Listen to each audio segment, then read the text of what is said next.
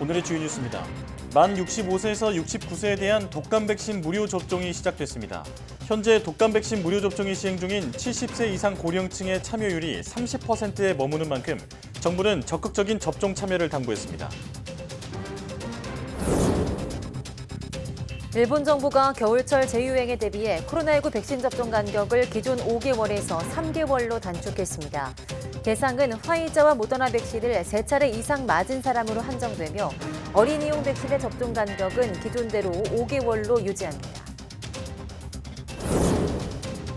일부 손소독 티슈 제품에서 살균 소독 성분이 함량 기준을 위반한 것으로 나타났습니다. 소비자원이 판매 중인 19개 제품을 조사한 결과 소독 성분이 기준치에 미달한 제품은 5개로 조사됐습니다. 미 정부가 전기차 배터리 원료를 자국에서 생산하는 기업들에 총 4조 원을 지원한다는 계획을 발표했습니다. 배터리 원료 공급과 관련해 중국에 의존하지 않고 동맹국과 함께 안정적인 공급망을 구축하겠다는 의지로 풀이됩니다. 국내 연구진이 겨울철 차가운 냉기를 땅속에 저장했다가 한여름 냉방에 이용하는 기술을 개발했습니다. 이를 응용하면 겨울에 찬 냉기를 여름철 농촌의 하우스 냉방에도 이용할 수 있는데요. 잠시 뒤 과학의 달인에서 자세한 내용 알아봅니다.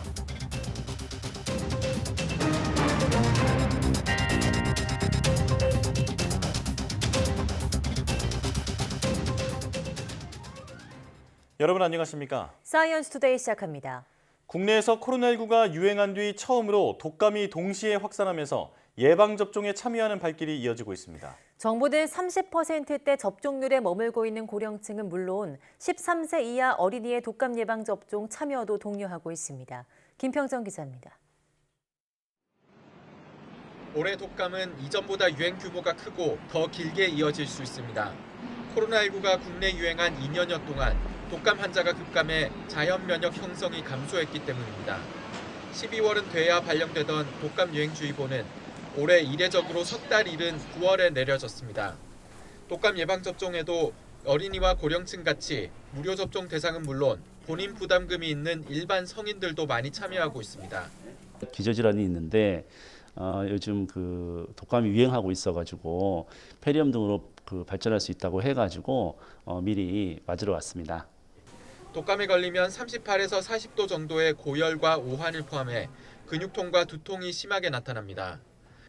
영유아와 고령층, 임신부와 만성질환자 등은 폐렴으로 진행할 수 있어 특히 주의해야 합니다. 독감에 걸리게 되면 독감의 합병증이 아주 크게 나타나실 수 있기 때문에 기저질환자나 고령자, 어린이, 임산부들은 꼭 독감 예방접종을 하셔야 합니다. 현재 독감 백신 무료 접종이 시행 중인 70세 이상 고령층의 참여율은 30%대에 머물고 있습니다. 65세 이상 무료 접종도 시작되는 만큼 정부는 접종률을 더 끌어올리려 독려하고 있습니다. 생후 6개월부터 13세 이하 가운데 생애 최초 접종이라서 2번 맞는 대상자는 40%, 1회 접종 대상자는 30%가량인 어린이 접종률 향상에도 역량을 집중하고 있습니다. 정부가 지원하는 무료 접종 대상자는 물론 고위험군과 함께 사는 가족도 예방접종을 하는 것이 권장됩니다. 또 면역력이 약한 고령층은 합병증도 예방하도록 폐렴 구균 백신까지 맞는 것이 좋습니다. YTN 김평정입니다. 코로나19 유행 감소세가 주춤한 가운데 2주 뒤 신규 확진자가 하루 10,000대를 기록할 거라는 전망이 나왔습니다. 코로나19 수리 모델링 태스크포스는 권오규 국가수리과학연구소 공공데이터 분석 연구팀장이 2주 뒤 코로나19 신규 환자를 13,000명대로 예측했다고 밝혔습니다. 울산과학기술원 이창영 교수 연구팀은 한 주 뒤인 26일 18,768명, 2주 뒤인 다음 달 2일 17,345명으로 감소할 거라고 예상했습니다. 송실대학교 수학과 심은하 교수 연구팀은 신규 확진자 수가 1주 후 41,599명, 2주 후 54,616명으로 늘어날 거란 가장 부정적인 예측을 내놓았습니다. 코로나19 재유행 감소세가 정체 국면에 접어든 가운데 현재 10% 정도인 재감염률도 더 늘어날 것으로 보입니다. 정부는 어린이들의 독감 유행 상황이 심상치 않다고 보고 대응 체계 구축에 나섰습니다. 신윤정 기자입니다. 지난주 하루 평균 코로나19 확진자는 2만 855명으로 집계됐습니다. 일주일 전과 비교해 7.1% 감소하며 2만 명대 초반까지 떨어진 건데 다만 감소폭은 직전 주보다 크게 둔화했습니다.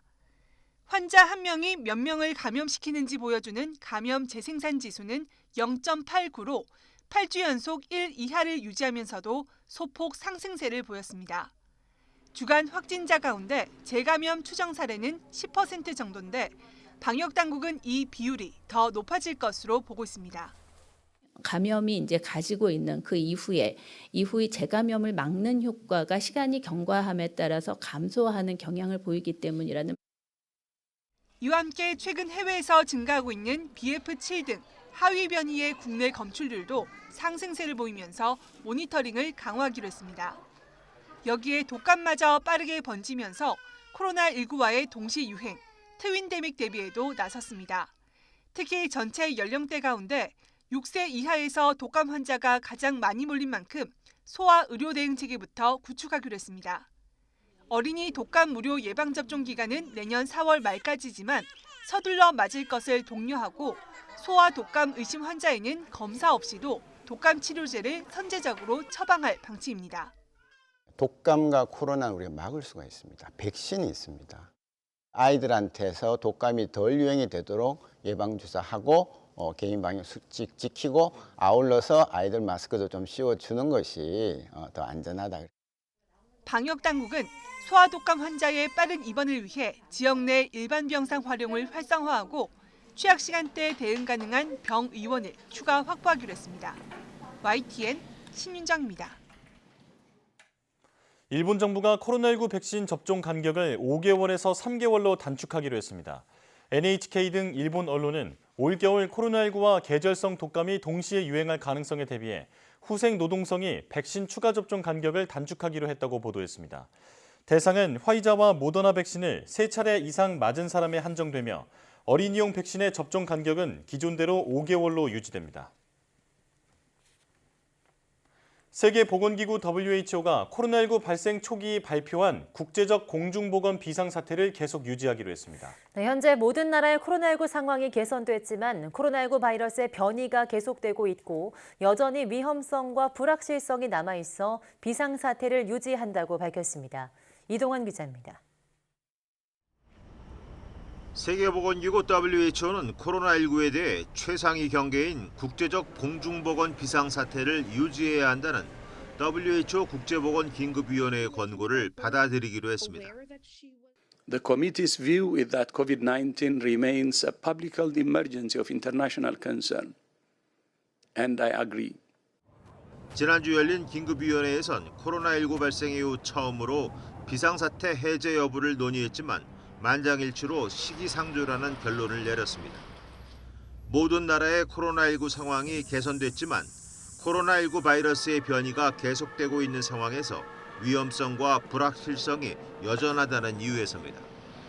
지금까지 전 세계적으로 6억 2,200만 명이 코로나19에 확진됐고 WHO에 보고된 사망자는 650만 명에 이릅니다. 최근 전 세계 하루 확진자는 26만 3천 명, 한 주간 사망자는 856명으로 줄었지만 여전히 다른 질병에 비해 높은 수준입니다. And there is still too much fear that termination of the fake might aggravate existing inequalities in access to vaccine or therapeutics and might demobilize all the efforts engaged to prepare for a future pandemic. 무엇보다 코로나19 바이러스는 계속 변이하고 있는데 세계 각국의 방역 완화로 이를 제대로 관찰하지 못하고 있는 것이 문제로 지적됐습니다. WHO는 전파력이 강한 오미크론 변이의 하위 변이가 300개 이상 보고됐다며 이들 가운데 새로운 조합이 나타날 경우 심각한 면역 회피력을 가질 수 있다고 경고했습니다. YTN 이동원입니다. 대장암으로 진료를 받은 환자가 지난 4년 사이 소폭 증가했습니다. 국민건강보험공단은 2017년 13만 9천여 명이던 대장암 진료 환자가 지난해 14만 8천여 명으로 6.6% 증가했다고 밝혔습니다. 지난해 진료 인원 중 남성이 8만 7천여 명으로 여성 6만여 명보다 많았고 대장암 환자 10명 가운데 7명은 60대 이상이었습니다. 인구 10만 명당 진료 인원을 보면 80세 이상이 1,195명, 70대 1,104명, 60대 651명, 50대 518명 등 연령대가 높을수록 많았습니다. 국민건강보험 일산병원의 정성호 교수는 대장암은 연령이 증가함에 따라 자주 발생하는 특성을 갖고 있다며 대장암 검진을 시행하는 시점이 50세 이상부터라는 점도 60대의 진단율이 높은 이유라고 설명했습니다.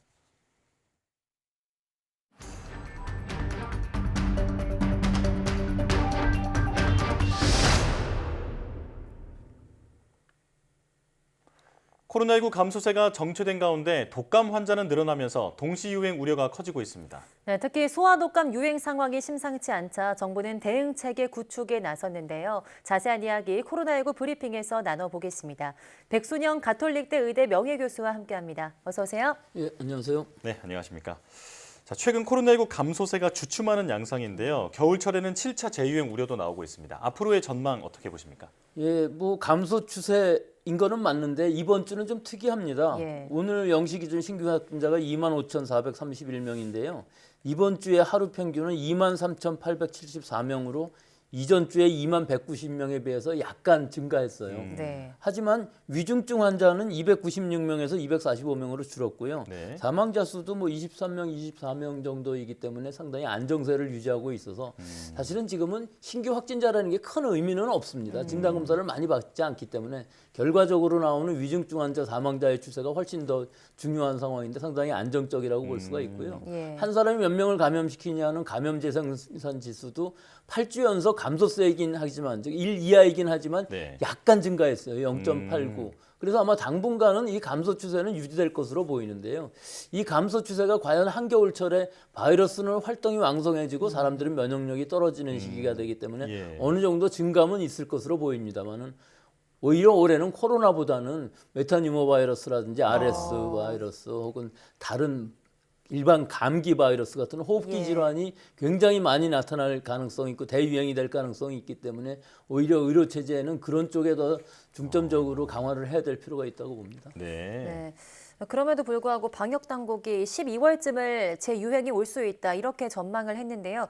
왜 시점을 12월로 짚은 걸까요? 글쎄요, 이거는 뭐 근거가 좀 빈약하기는 합니다. 예. 예, 자연 감염의 경우 6개월 정도고 인공 백신에 의한 면역은 4개월 정도의 감염 예방 효과를 본다면은 이번 12월 초면은 약 3,800만 명 정도가 감수성을 나타낼 수 있다 하는 이런 상정인데요. 사실은 여기에 좀 간과된 부분이 있는 것이 네. 이런 항체에 의한 감염 예방 효과뿐만 아니라 우리는 세포 면역이라는 걸 가지고 있기 때문에 자연 면역이 되었든 인공 면역이 되었든 세포 면역은 좀 더 길게 갑니다. 그래서 네. 올겨울에 환자 수가 좀 늘어난다 할지라도 실제로 무증상이나 경증으로 지나가는 사람들이 대부분일 것이기 때문에 사실 의료 체제에는 큰 문제는 없을 것으로 보이고 뭐 그 정도의 유행이라고 하면 충분히 관리 가능한 수준이 될 것으로 예상되기 때문에 그 대유행을 걱정할 필요는 없어 보이는데 다만 이제 여러 호흡기 환자들이 많아지다 보면은 의료 체제에 분명히 부담이 가는 부분이 있을 것으로 보입니다. 예. 자, 그렇다면 지금 겨울철의 특성에 또 이제 면역이 저하되는 시점을 고려해서 한 12월 정도로 방역 당국은 보고 있는 건데 교수님께서는 만약에 7차 재유행이 일어난다면 이제 어느 정도 시기가 될 것인지 그리고 확진자 수는 얼마나 늘어날 것인지 이제 전망하시나요? 네, 코로나로만 본다면은 뭐 한겨울 12월이나 1월 정도가 아마 정점이 되겠죠. 정점이라는 건 이번에 유행이 뭐 10만 정도였기 때문에 그 정도 숫자로 올라갈 수도 있겠습니다만 그 신규 확진자보다는 오히려 위중증 환자 사망자 수, 입원 환자 수가 얼마나 늘어나느냐 하는 문제인데 이번 유행보다는 훨씬 더 적은 수로 나타날 것으로 보이기 때문에 전체적으로 병상 부족이 일어난다든가 하는 이런 유행은 아닐 것으로 예상합니다. 네, 정점을 찍어도 지금 유행보다는 좀 규모가 적을 것이다 이런 말씀이신데 저희가 코로나19 백신 이야기도 빼놓을 수가 없죠. 현재 인구 대비 4차 백신 접종률이 10%대이고 개량 백신을 통한 동절기 접종자가 1% 미만이라고 합니다. 접종률 현재 이대로 괜찮다고 보십니까? 지금 그 통계를 보면 그렇지만요. 실제로는 인구 대비로는 낮지만 60세 이상 대상자에 대한 접종률은 48.9%나 되고요. 그것을 50세로 낮췄잖아요. 4차 접종 대상을. 그렇게 계산해도 38.1%입니다. 또 지금 개량 백신이 나와 있어서 BA4, 5 이가 백신이 지금 접종이 가능해지고 아직 뭐 실시는 하고 있지 않습니다만 가능해질 것으로 보입니다. 또 자연 면역이 된 사람들이 통계적으로만 봐도 2,500만 명이 넘었기 때문에 50%에 가깝고요. 여기서 아마 이 통계에 잡히지 않는 숨은 감염자까지 한다면 아마 70% 이상들이 한 번씩은 감염이 된 것으로 보이기 때문에 이런 자연 면역, 인공 면역을 다 합친다면은 사실은 지금 4차 접종을 새로 받으려고 하는 수용성은 굉장히 낮을 것으로 보여서 앞으로도 많은 사람이 접종을 받을 것으로 보이지는 않지만 다만 고령층, 면역 저하자, 기저질환자인 경우에 있어서는 이번에 이 개량 백신을 맞아서 가능한 한 감염 예방 효과뿐만 아니라 위중증 효과, 즉 항체를 어느 정도 유지함으로 해서 세포 면역도 갖추면서 위중증으로 가지 않는 이런 효과를 기대할 수 있기 때문에 어느 정도 항체가를 유지할 필요가 있는 이 고위험군들은 분명히 접종을 받는 것이 이득이 크다고 볼 수 있습니다. 그렇군요.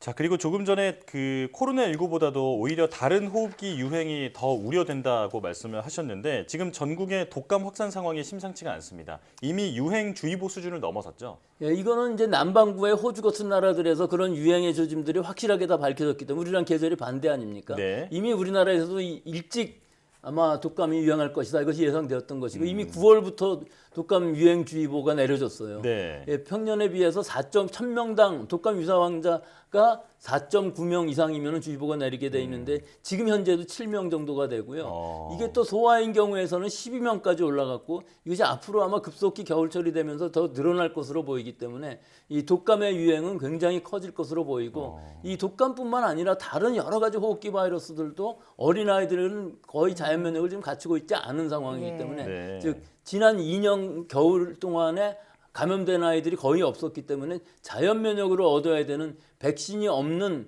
그런 바이러스들 감염증에 대해서는 올해는 굉장히 많은 대유행이 일어날 것으로 예상이 됩니다. 네, 그래서 정부가 이제 그런 면역력이 없는 아이들의 독감 유행 대응 체계 구축에 나섰는데요. 치료제 선제 처방과 병상 확보가 현재 골자입니다. 추가로 필요한 조치가 또 있다고 보십니까? 예, 그게 제일 중요한 부분이죠. 독감인 경우에 있어서는 뭐 진단을 하든 안 하든 타미프루라는 아주 탁월한 치료제가 있거든요. 생후 2주 이상이면은 투약을 받을 수가 있습니다. 그렇기 때문에 독감이라고 유심이 되면 그 증상만으로도 처방을 할 수 있도록 아마 지금 권장하고 있는 것으로 보이는데요. 좀 위험하긴 합니다. 하지만 코로나라고 진단했다고 해서 그 아이가 어떤 처방약을 받을 수 있는 건 아니기 때문에 타미프루라는 약을 처방하는 것이 굉장히 중요할 것으로 보이고요. 또 하나는 병상 부족이라는 것이 아니라 일시적으로 이 열성 경기라든지 이렇게 응급한 상황이 있는 아이가 이송 과정이 늦어진다든지 혹은 응급실에서 뭐 코로나 진단 때문에 늦어진다든지 한 일이 생기면은 골든 타임을 놓쳐서 사망하는 케이스들이 코로나에서도 많이 있었거든요. 그러니까 그런 일이 일어나지 않도록 이런 이송 체계라든지 응급실에서의 그 응급 조치가 신속히 일어나서 골든 타임을 놓치지 않도록 하는 이런 지금 체제의 전환이 필요한 시기인데 아직도 코로나에 대한 공포 때문에 일선 병원들에서 그런 부분이 좀 격리를 시켜야 된다든지 혹은 응급조치를 못한다든지 하는 일이 일어나면 안 되겠습니다. 네, 병상 확충보다는 응급 상황에 대처하는 방법을 좀 더 고민할 필요가 있다. 이렇게 정리를 할 수 있겠습니다.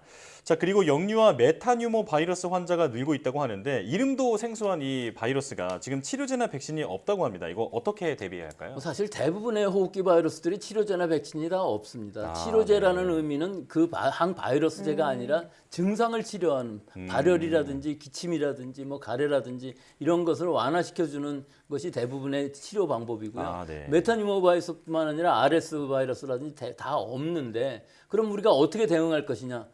일반적으로는 아이들이 태어나면서 계속 감염이 되면서 자연 면역을 얻게 되는데 지금 지난 2년 동안은 그런 자연 면역이 없었기 때문에 유행을 하지 않았기 때문에 보통은 봄, 여름 정도에 나타나는 이 감기 증상이 대부분인 이 메타뉴모 바이러스가 올해에는 이제 겨울철이 되면서 많은 아이들이 지금 감염되고 있고 일반적으로는 가벼운 상기도 감염으로 끝나지만 이것이 어린아이들은 태어나면서 엄마로부터 이행 항체를 받는데요.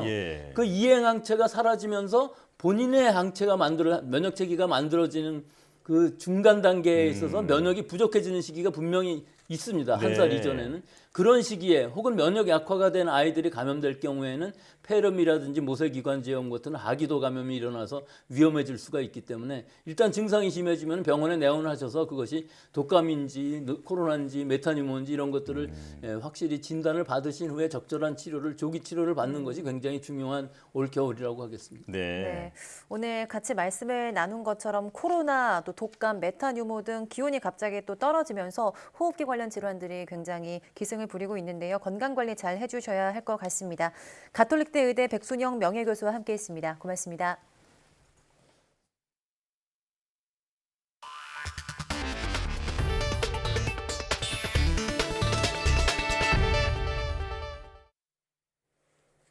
한국소비자원이 손소독 티슈 19개 제품의 안전성을 조사한 결과 7개 제품이 살균과 소독 유효 성분 함량이 기준치를 벗어난 것으로 나타났습니다. 소독 성분이 에탄올과 벤잘코늄 염화물이 기준치에 미달한 제품이 5개, 초과한 제품이 2개로 조사됐습니다. 조사 대상 가운데 5개 제품은 질병 예방이나 완벽 살균 등 확인되지 않은 효능을 광고해 시정 권고를 받았습니다. 한국소비자원은 손 소독 효과 외에 질병에 관련된 효과를 강조한 제품은 기재 사항을 꼼꼼하게 확인한 뒤 구입해야 한다고 조언했습니다. 경기 안성시 안성천에서 포획한 흰뺨 검둥오리의 분변에서 H5형 조류 인플루엔자 항원이 검출됐다고 고병원성 AI 중앙사고수습본부가 밝혔습니다. 검출된 항원이 고병원성인지는 확인하는 데 3일에서 5일이 걸립니다. 야생조류 고병원성 AI 확진은 지난 3월 24일 이후 7개월 만입니다. 중수부는 주요 철새 도래지에 대한 출입과 방문을 자제해달라면서 야생조류 폐사체나 이상 개체를 발견하면 신속히 신고해달라고 당부했습니다. 미국 정부가 전기차의 핵심인 배터리 원료를 자국에서 생산하는 데 4조 원을 투자하겠다고 밝혔습니다.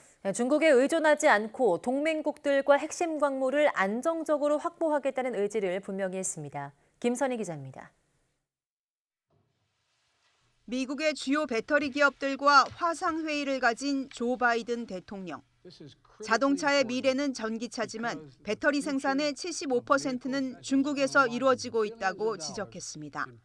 그러면서 이제는 미국에서 전기차 배터리 소재인 주요 광물을 생산하겠다고 발표했습니다. 1차로 약 4조 원의 보조금을 12개 주의 20개 배터리 기업에 지급하겠다고 밝혔습니다. 20 companies represented on this screen across 12 states funded by the infrastructure law to build electric vehicles in a battery future here in America. Nearly 200 companies applied for these grants.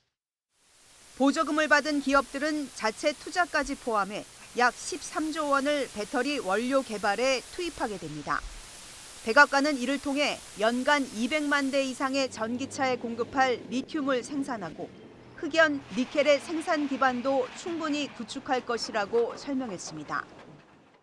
Some see a challenge, but we see an opportunity, a real opportunity, to shift to a net zero sum carbon world in one of the most significant economic transitions since the Industrial Revolution. 중국을 견제하겠다는 의지도 분명히 했습니다.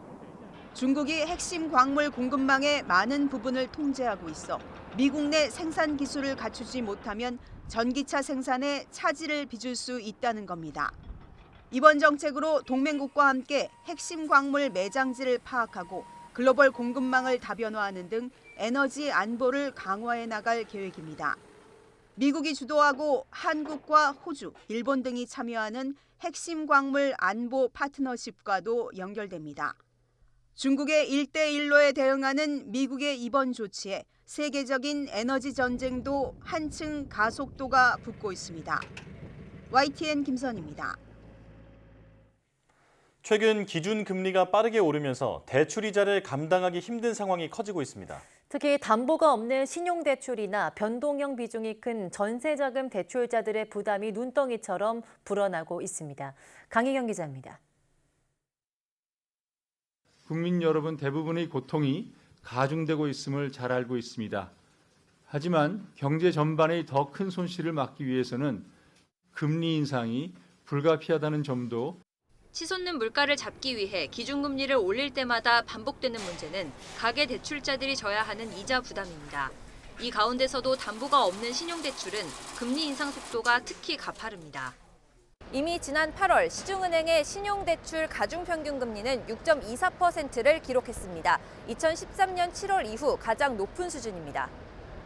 문제는 앞으로입니다. 현재 주요 4대 시중은행의 내부 1등급 기준 신용대출 금리 상단은 7%에 육박합니다. 고신용자가 대출을 받으려 해도 조만간 5%대는 자취를 감출 가능성이 큽니다.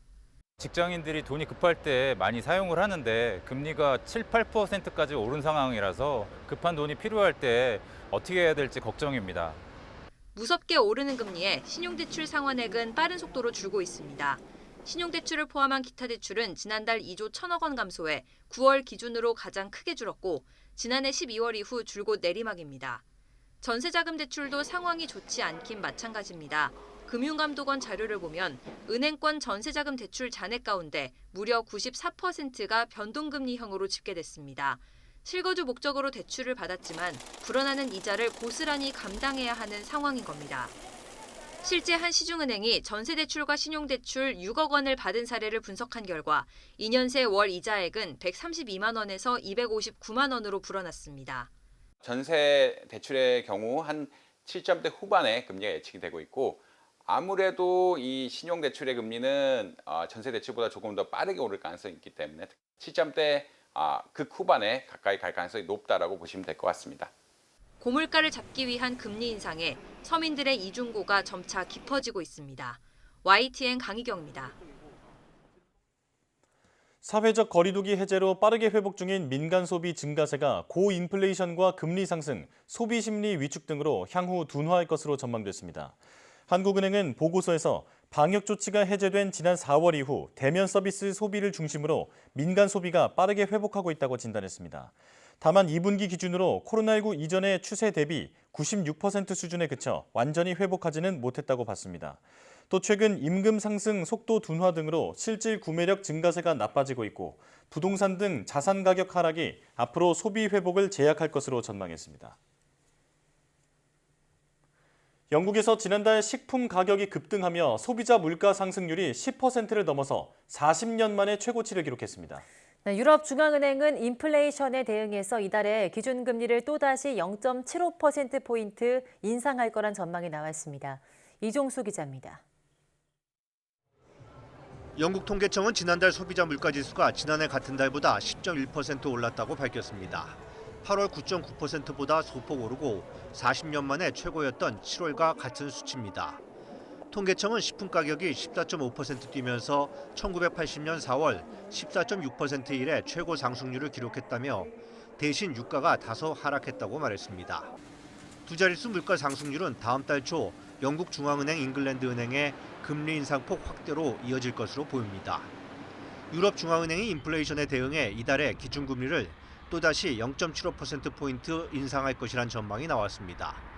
이코노미스트 60여 명을 대상으로 실시한 로이터 설문조사 결과 응답자 대다수는 유럽 중앙은행이 오는 27일 통화정책회의에서 현재 1.25%와 0.75%인 기준금리와 수신금리를 각각 2%와 1.5%로 인상할 것으로 전망했습니다. 이러면서 연말 기준금리와 수신금리는 2.5%와 2%에 이를 것으로 예상됐습니다. 앞서 유럽 중앙은행은 지난 7월 기준금리를 0.5%포인트 올린 데 이어 지난달에는 0.75%포인트 인상하면서 추가 금리 인상이 이뤄질 것으로 예상했습니다. We took today's decision and expect to raise interest rates further because inflation remains far too high and is likely to stay above our target for an extended period. 유럽 중앙은행이 이처럼 지난달 자이언트 스텝으로 물가 대응 속도를 한층 높였지만 천정부지로 오른 에너지 가격 여파 등으로 인해 여전히 물가는 잡히지 않고 있습니다. YTN 이종수입니다. 코앞으로 다가온 미국 중간선거에서 경제 이슈가 최대 쟁점으로 떠오른 가운데 바이든 대통령이 물가 상승의 주요 원인인 기름값을 잡기 위해 전략 비축유를 또 풀었습니다. 하지만 미국 연준은 인플레이션이 여전히 심각하고 수요 둔화로 경제 전망은 더욱 암울해졌다고 평가해 민주당의 악재가 될 것으로 전망됩니다. 워싱턴 권준기 특파원이 보도합니다. 조 바이든 미국 대통령이 전략 비축유 1,500만 배럴을 추가로 방출하겠다고 밝혔습니다. 오펙 플러스의 감산 발표 이후 기름값 하락세가 주춤하자 내린 결정입니다. I've told my team behind me here to be prepared to look for further releases in the months ahead if needed. 언론은 이번 비축유 방출을 선거용으로 분석했습니다. 최근까지 바이든은 낙태 문제를 부각했지만 정작 유권자들은 경제 이슈를 최대 쟁점으로 꼽는 것으로 나타나 발등에 불이 떨어진 겁니다. What is your response to Republicans who say you are only doing this SPR release to help Democrats in the midterm? I've been doing this for how long now? It's not politically motivated at all. 인플레이션의 주요 원인인 기름값을 잡기 위해 바이든 대통령이 애쓰고 있지만 물가는 좀처럼 잡히지 않고 있는 것으로 나타났습니다. 미국 연준이 내놓은 10월 베이지북은 높은 인플레이션과 가파른 금리 인상으로 경제 전망이 더욱 비관적이라고 평가했습니다. 특히 수요 둔화로 인한 경제 활동 부진을 예사롭지 않게 봤습니다. 잡히지 않는 물가에 미 연준이 네 번째 0.75%포인트 금리 인상을 단행할 거란 전망은 거의 확실시 되고 있습니다. 시카고 상품거래소는 다음 달 자이언트 스텝 금리 인상 확률을 95% 이상으로 점쳤습니다. 경제 이슈가 이번 중간 선거의 최대 쟁점으로 부상한 가운데 미 연준마저 경제 전망을 암울하게 보면서 정부 여당의 선거 운동에도 빨간불이 켜졌습니다. 워싱턴에서 YTN 권윤기입니다. K 방산의 큰 손으로 떠오른 폴란드가 다연장 로켓 천무도 도입하기로 했습니다. 지난 8월 폴란드와 1차 계약을 마친 K2 전차와 K9 자주포는 2개월 만에 출고를 시작했는데 이런 빠른 납품이 추가 계약에 영향을 끼친 것으로 보입니다. 한현희 기자입니다. 축포가 터지자 태극기와 폴란드 국기를 나란히 단 K2 전차가 입장합니다. 지난 8월 폴란드와 계약을 마친 지 2개월 만에 납품되는 K2 전차입니다. 폴란드가 우선 인도받기로 한 180대 가운데 10대가 처음으로 출고됐는데 나머지 170대는 2025년까지 폴란드에 순차적으로 인도될 예정입니다. 이번 폴란드 전차 수출을 계기로 해서 더 많은 유럽 쪽에 저희가 진출할 수 있는 그런 발판을 마련했다고 그렇게 생각하겠습니다. K9 자주포 역시 폴란드와 1차 계약한 212문 가운데 24문이 첫 출하됐습니다. 러시아의 우크라이나 침공 이후 빠르게 전력 증강을 추진하고 있는 폴란드에 우리 업체들의 빠른 납품 역량을 보여준 겁니다. 폴란드의 전력 공백을 신속하게 메우기 위해서 저희의 생산과 기술 역량을 집중해서 신속하게 출하함으로써 한화뿐만 아니라 K방산의 글로벌 수출 경쟁력과 신뢰도를 입증한 것이라고 볼 수 있습니다. 이런 발빠른 납품은 추가 계약으로 이어졌습니다. 폴란드가 다연장 로켓 천무 288문을 도입하기로 한 겁니다. 올해 안에 본 계약이 마무리되면 내년부터 인도가 시작될 것으로 보이는데 계약 규모는 7조 원에서 8조 원가량이 될 것으로 알려졌습니다. 애초 K9 자주포의 첫 출하식에서 기본 계약을 진행한다는 계획이었지만 폴란드 부총리 일행의 방안이 무산되면서 계약은 폴란드에서 진행됐습니다. YTN 한현입니다. 웨어러블 로봇은 장애를 가졌거나 보행이 불편한 사람을 돕는 역할을 하지만 커다랗고 무거운 장비 때문에 사용이 어려웠는데요. 미국 연구진이 신발처럼 편하게 신으면 쉽고 빠르게 걸을 수 있는 로봇 부츠를 개발했다고 합니다. 함께 보시죠.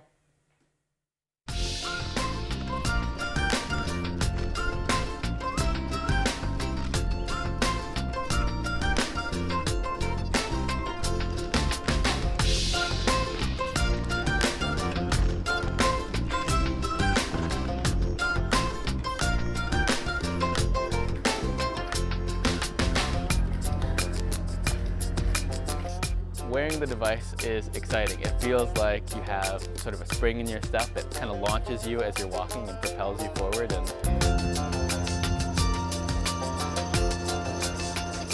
the exoskeleton is essentially a normal shoe with a piece that runs up the length of your calf that has a motor.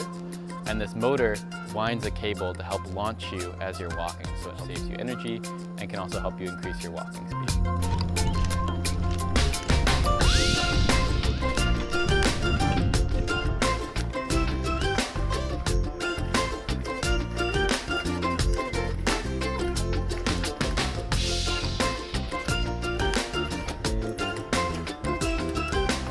One of the most important aspects of life is mobility. The ability to get from one place to another just under your own power. And many people have disabilities that make that very challenging. And everyone, as they get older, slows down and finds walking more effortful. So we're developing exoskeletons that keep walking easy and fast for all of us.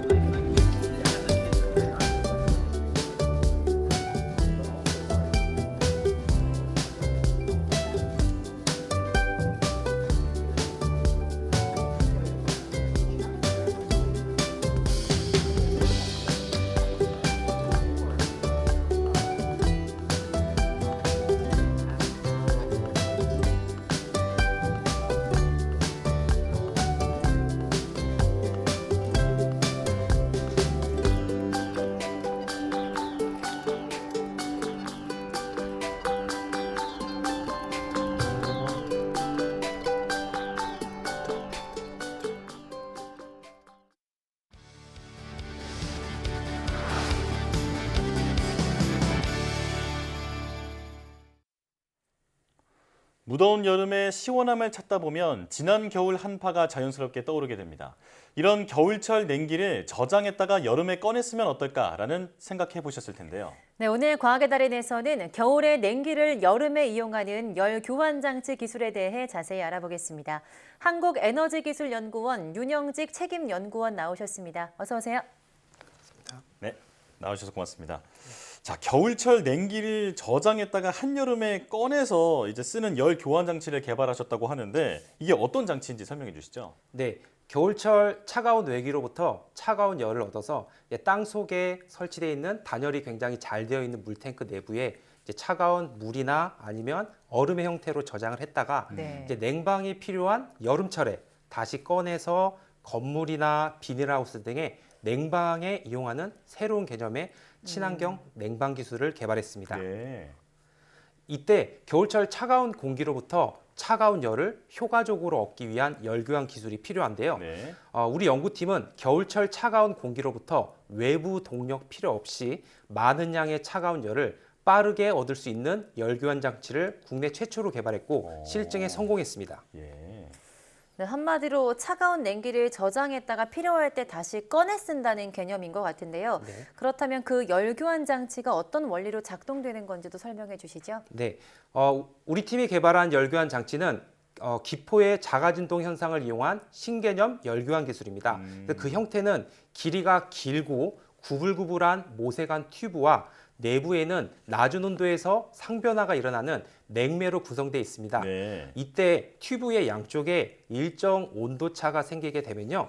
내부에 있는 냉매가 외부 동력 필요 없이 매우 빠르게 진동하는 흐름이 발생해서 온도가 높은 곳에서 낮은 곳으로 열을 매우 빠르게 전달할 수 있습니다.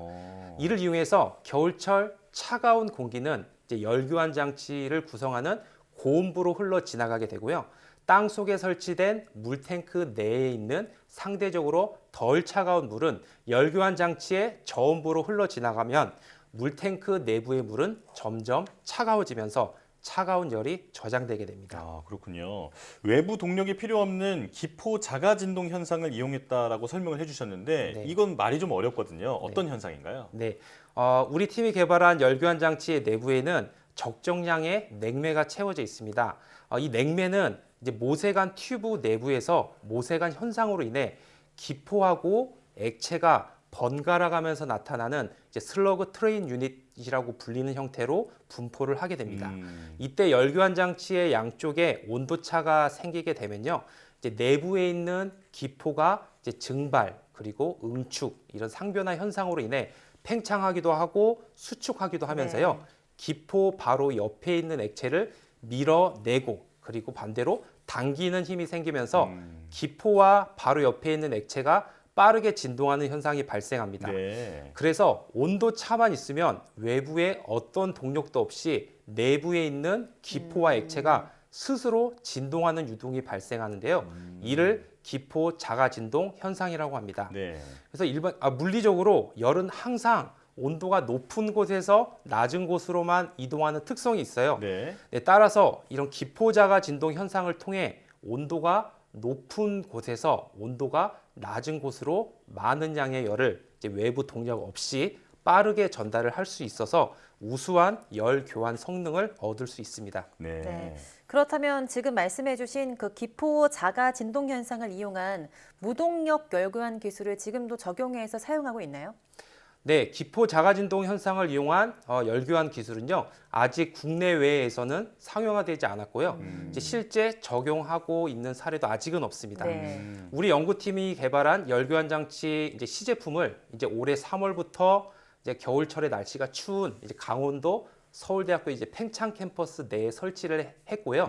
네, 이제 차가운 외기로부터 차가운 열을 확보하고 그 다음에 땅 속에 묻어놓은 물탱크에 저장하는 실증 실험을 국내 최초로 이제 수행을 했습니다. 그래서 그 어떠한 외부 동력도 없이 초기 온도 약 14도씨의 물을요, 약 4도씨까지 약 10도 정도 낮출 수 있었습니다. 그래서 해당 열교환 장치를 이용하여 확보한 차가운 열을 이제 여름철 냉방이 필요한 다양한 수요처에 적용할 수 있는데요. 우선 우리 연구팀은 개발한 기술을 이제 올해 11월에 완공되는 이제 서울대 평창 캠퍼스 내에 이제 100평 규모의 딸기 재배 유리 온실을 대상으로 냉방 공급 실증을 계획 중입니다. 그렇군요. 네. 아, 동력도 필요 없이 열을 필요할 때 꺼내서 사용할 수 있다라는 게 참 획기적인 아이디어라는 생각이 드는데, 자, 그런데 이런 기술이 만약 상용화돼서 이 대규모로 사용을 한다면 혹시나 환경에 안 좋은 영향이 있지 않을까 이런 걱정도 들거든요. 네. 우리 팀이 개발한 기술에 대해 이제 그 기술에 대해서 들은 많은 분들이 겨울철에 확보한 차가운 열을 땅 속에 흐르고 있는 지하수에 보관했다가 꺼내서 사용하는 것으로 이제 생각을 많이 하시고요. 네. 그래서 환경에 굉장히 안 좋은 영향을 미칠 것 같다는 이제 오해를 하고 있습니다. 네. 근데 앞에서 말씀드렸듯이 이제 겨울철에 확보한 그 차가운 열은 별도의 물탱크에 이제 차가운 물이나 얼음 형태로 저장을 하기 때문에 이제 차가운 열을 저장하는 측면에서 환경에 미치는 악영향은 거의 없다고 말씀드릴 수 있습니다. 네. 하지만 현재 개발한 열교환 장치의 내부에 채워져 있는 냉매는요, 이제 에어컨에서 많이 사용해 왔던 이제 수소 불화탄소 계열 냉매를 사용하고 있습니다. 근데 해당 냉매가 이제 오존층 파괴 영향은 없다고 알려져 있지만 이제 지구 온난화 지수 수치를 나타내는 GW 수치가요, 여전히 높은 수준이기 때문에 국내에서는 이제 향후 이제 장기적으로 규제 대상입니다. 네. 그래서 우리 열교환 장치의 경우에는 이제 에어컨하고 달리 냉매를 처음에 한 번 채워놓고 나면은 그 이후에 다시 보충해서 채울 필요가 없습니다. 네. 네, 그래서 냉매 배출로 인한 환경 파괴 문제는 거의 없다고 보시면 됩니다. 이제 하지만 이제 냉매 배출로 인한 지구 온난화 문제에서는 좀 완전히 자유로울 수는 없기 때문에 우리 연구팀은 이제 지구 온난화 영향이 거의 없다고 알려진 이제 친환경 4세대 냉매를 이제 작동 유체로 하는 그런 열교환 장치 개발도 병행하여 진행해 나갈 예정입니다. 네. 그 앞서 외부 동력이 필요 없는, 그러니까 열교환 장치를 국내 최초로 개발했다고 말씀을 해주셨는데요. 네. 그럼 기존에 국내외에 열교환 장치 기술이 없었던 걸까요? 아, 네. 기포의 자가진동 현상을 이용한 이제 열 전달 혹은 이제 열 교환 기술은요, 이제 30년 전에 일본에서 처음 이제 제안된 기술입니다. 네. 근데 하지만 이제 내부에 굉장히 복잡한 기포의 자가진동 현상에 대한 그런 정확한 물리적 규명, 그다음에 최적 설계, 그다음에 제작 기술이 좀 부족했기 때문에 네. 이제 그동안은 국내에서는 상용화되지 못했습니다. 그래서 우리 연구팀은 이제 복잡한 내부 유동 현상에 대한 또 정량적이고 정성적인 현상 규명을 해왔고, 그다음에 열교환 해석 기술을 바탕으로 기존에는 불가능했던 대용량화에 성공했고, 이제 세계 최초로 열교환기 형태의 시제품을 개발할 수 있었습니다. 예. 그래서 유사한 기술로는 이제 힛 파이프라고 하는 기술이 있는데요. 네. 이제 마찬가지로 외부 동력이 없이 이제 내부에 있는 냉매의 증발 그리고 응축 과정을 통해 열교환이 일어나는 무동력 열교환기 장치입니다. 근데 하지만 이제 힙파이프라고 하는 장치는 내부에 있는 냉매를 움직이게 하기 위해서 이제 모세관 현상을 만들어주기 위한 윅이라는 복잡한 구조체가 필요합니다. 하지만 우리의 그 기포자가 진동 현상을 이용한 열교환 장치는요, 기존 힙파이프 장치와는 달리 복잡한 윅 구조체가 필요 없이도 우수한 열교환 성능을 나타내기 때문에 제작이 매우 쉽고 저렴하고 간결한 열교환 기술이라고 말씀드릴 수 있습니다. 아, 그렇군요. 자, 그렇다면 이번에 개발한 기술이 이제 완성이 된다면 실제로 어디에 적용할 수 있을까요? 네, 여름철에 냉방이 필요한 이제 다양한 수요처에는 모두 적용이 가능할 거라고 봅니다. 우선 우리 연구팀은 농촌의 비닐 온실 그리고 유리 온실과 같은 시설 하우스 냉방에 적용하기 위한 연구를 진행 중에 있습니다. 이제 한여름 폭염에 달궈진 하우스 내부 온도는요, 50도에서 높게는 70도까지 육박해서 농작물의 생육에 굉장히 치명적인 영향을 주고 있습니다. 그래서 이런 폭염을 막기 위해 현재 농가에서는 전기를 사용한 냉방 장치에 의존하고 있는데 이제 한여름 불볕더위에는 좀 한계가 있고 그다음에 높은 에너지 비용은 고유가 시대에 농가에 아주 큰 부담이 되고 있거든요. 네, 그래서 우리 연구팀의 열교환 기술을 적용해서 이제 겨울철에 차가운 열을 여름철 시설하우스 냉방에 적용한다면 기존 전기 냉방 방식 대비 상당한 전기 에너지 절감이 가능할 것으로 예상하고 있습니다. 또한 농업 분야뿐만이 아니라 연중 냉방이 필요한 데이터 센터 냉방 장치 그리고 좀 더 확장해서는 아파트, 백화점과 같은 일반 건물의 냉방에도 적용할 수 있을 거라고 생각합니다. 네. 에너지 효율도 높고 또 생산성까지 향상시킬 수 있는 기술이 바로 열교환 장치 기술인 것 같은데요. 앞으로 다양한 산업 기술력 향상에 큰 도움이 될 것 같습니다. 오늘 말씀 여기까지 듣겠습니다. 한국에너지기술연구원 윤영직 책임연구원과 함께했습니다. 고맙습니다. 감사합니다.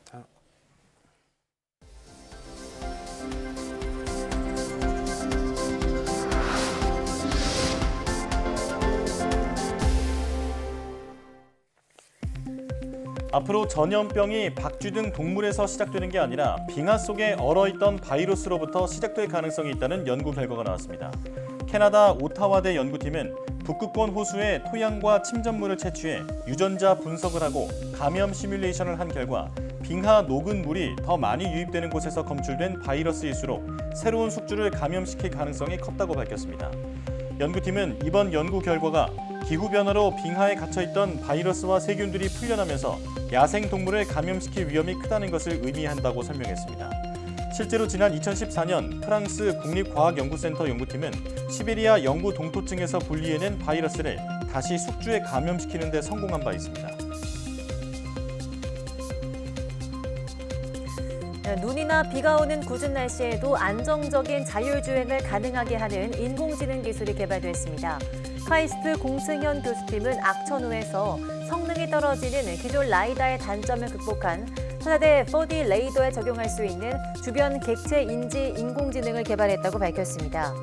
연구진은 적외선을 사용하는 기존 라이다와 달리 77GHz 대역의 레이더를 사용해 눈이나 비, 안개 등 악천후 상황이나 흙, 먼지가 라이다 표면에 묻은 상황에서도 안정적인 측정 결과를 보였다고 설명했습니다.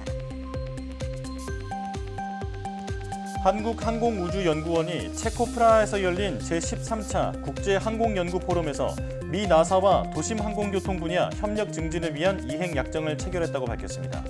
나사는 미 연방항공청과 협력해 도심항공교통 초기 생태계 구축 프로그램을 주도하고 있으며 항우연은 한국형 도심항공교통 실증 사업을 수행하고 있습니다. 이번 이행 약정에 따라 두 기관은 앞으로 5년간 도심항공교통 실증 시나리오와 실증 경험, 환경 구축 기준, 비행시험 데이터 등을 공유할 예정입니다. 오태석 과학기술정보통신부 1차관이 동대문구 고등과학원에서 신진 연구자와 석학 교수와 함께 순수 기초과학 연구의 발전 방향을 모색했습니다. 참석자들은 고등과학원의 제안에 따라 준비되고 있는 허준이 펠로십 추진 계획 등을 논의했습니다. 허준이 펠로십은 청년 수학자가 국내외 소속 기관에 상관없이 장기간 자유롭게 연구할 수 있도록 최대 10년간 지원하는 제도입니다.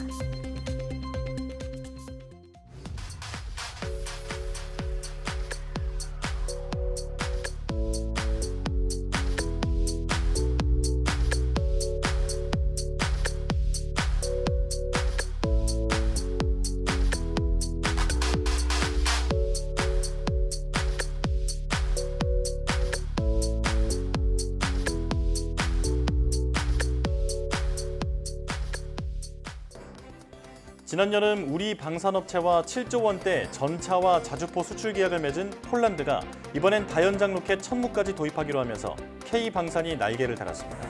네, 우리 방위산업은 뛰어난 성능과 빠른 납품 등 우수성을 인정받아 해마다 수출 실적이 늘고 있는데요. 이번 폴란드 수출 계약을 계기로 국제 무대에서 K방산의 위상이 한층 높아지길 기대합니다. 사이언스 투데이 마칩니다. 시청해주신 여러분 고맙습니다.